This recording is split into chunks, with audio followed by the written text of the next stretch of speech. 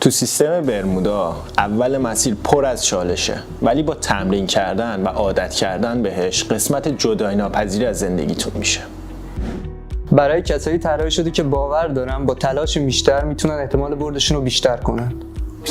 همینطور که تو این کتابم نوشته اگه پله به پله مسیر برمودا رو بیاین، حداقل به درآمد ماهیانه 2 الی 5000 دلار میتونیم برسیم.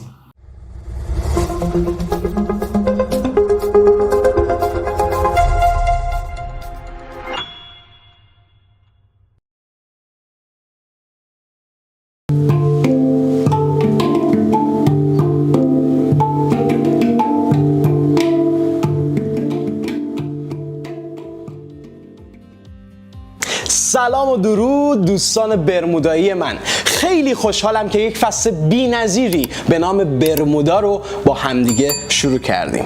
برمودا یعنی 10 ساعت آموزش برای ماهی حداقل 2 الی 5000 دلار درآمد. حالا قشنگ به این داستان توجه کن.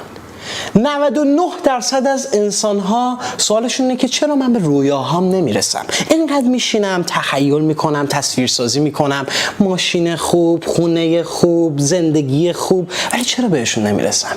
سوال بهتر اینه تو چرا به رویاهایی که هدف گذاری کردی تو زندگیت چرا نمیرسی؟ یا انسان‌ها چرا هدف گذاری میکنن ولی نمیرسن؟ این سوال 5 سال قبل من بود، زمانی که 50,000 دلار در بازار فارکس از دست دادم. کل داراییم، زحمت کشیده بودم، کار کرده بودم، قرض گرفته بودم، کلی به استرس وارد شدم و این باعث شد که به این سوال فکر کنم من با چه تصوری استارت زدم، من با چه تصویرسازی استارت زدم. الان ببین زندگیم نابود شد، 50,000 دلار از دست دادم. قطعا برای تو شده پول و قرض گرفتی از دست دادی، وام گرفتی از دست دادی، طلاهای خانوادت رو فروختی از دست دادی. اگر تو هم در این شرایط هستی بهت تبریک میگم رفیق، تو تلاش خودتو کردی و سیستم برمودا قرار راه نجاتت باشه. چرا؟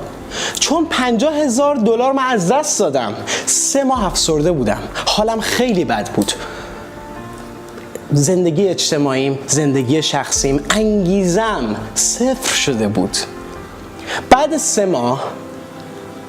3 ماه با اشتیاق این که میخوام شروع جدیدی بکنم، شروع کردم به سرچ کردن، شروع کردم تمام اینترنت رو گشتن تا بفهمم چطور 50,000 دلار از دست رفته رو جبران کنم.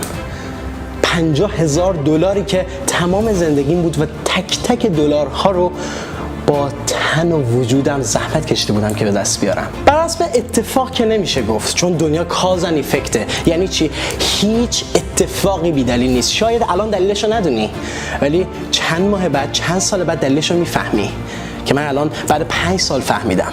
بر حسب حکمت کل دنیا من جیمز رو پیدا کردم. جیمز ویلیام، کارمند 24 ساله بازنشسته شرکت بزرگ گلدمن ساکسس، کسی که تریدر یک مؤسسه بزرگی بوده و میلیون دلارها داشته ترید میکرده. بر حسب اتفاق با ایشون کلی صحبت کردم، درد خودم رو گفتم، 50,000 دلار از دست دادنم رو گفتم. با جیمز نشستیم در مورد این صحبت کردیم که بازار چیه و فهمیدم که هیچی نمیدونستم. تو الان 5 سال قبل منی. برمودا بهت کمک میکنه که سریعتر، درست‌تر و با تمام جرأت و قدرتت قدم برداری و زندگی بهتری رو برای خودت این بار با هدف گذاری به دست بیاری. ادامه ویدیو رو ببین. تونی رابینز، پدر علم انگیزشی در دنیا، داره میگه که 80% درآمد شما از 20% کارهایی که دارید انجام میدید. همون 20% سیستم برمودا هستش. مهراد بابا هی داره میگه سیستم برمودا، سیستم برمودا. سیستم برمودا چیه؟ اولا سیستم برمودا رو من خلق نکردم. یک سیستم جهانیه که من ایرانیزش کردم. سیستم برمودا یک مثلثه. این ضلعش داره در مورد درآمدزایی به دلار پوند و یورو صحبت میکنه. راههایی که شما چه از طریق ترید که 80% سیستم رو تشکیل داده، چه از طریق راههای دیگه که در اپیزودهای بعدی قرار در موردش صحبت کنم دارید درآمدزایی میکنید. ضلع دومش، شما درآمدی که برای شما ایجاد شده رو دارید سرمایه گذاری میکنید. و ضلع سوم مثلثمون تعادل بین روح و جسم شماست، چیزی که خیلی ازش غافلن و 99% مشکل دارن. رفقا، من برای شما توی 10 ساعت اپیزودهای مختلف قرار این رو آموزش بدم که این مثلث به قسمت جدایی ناپذیر زندگی شما تبدیل بشه و کاملا منطقی ازش بتونید دلار، پوند، یورو بسازید و هم جلوی تورم داخل ایران رو با این کارتون بگیرید. یعنی چی؟ الان توی ایران قدرت خرید اومده پایین، درآمد ثابته، ملک داره گرون میشه، ماشین داره گرون میشه، زندگی مصرفش داره میره بالا، گرون میشه، دلار داره میکشه بالا، همه چیز داره گرون میشه. این فقط تنها راه حل منطقی شماست که بتونید دلار، پوند، یورو در بیارید و جلوی تورم خودتون رو بگیرید.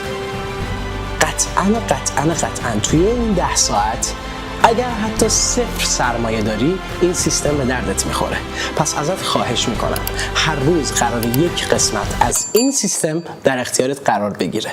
با دقت 10 دقیقه از هر روزت رو برای این سیستم جدا کن. دوستدار تو، مهراد فیروزی. امروز کارهایی رو انجام میدهم که دیگران حاضر نیستن انجام دهند، تا فردا کارهایی رو انجام دهم که دیگران قادر به انجامش نیستن. ارادت. در واقع یک چرخش پولی بین خود مردم وجود داره که اون جزء بسیار کوچکی از چرخش پول اصلیه. تمامی اینها باورهای محدود کننده ای هستش که مثل همون طناب تو رو نگه داشته، قدرت تو محدود کرده. 9% چون فکر میکنن همه چیز تحلیل تکنیکاله یا فاندامنتاله میبازن، چون مفهوم دریافت نکردن.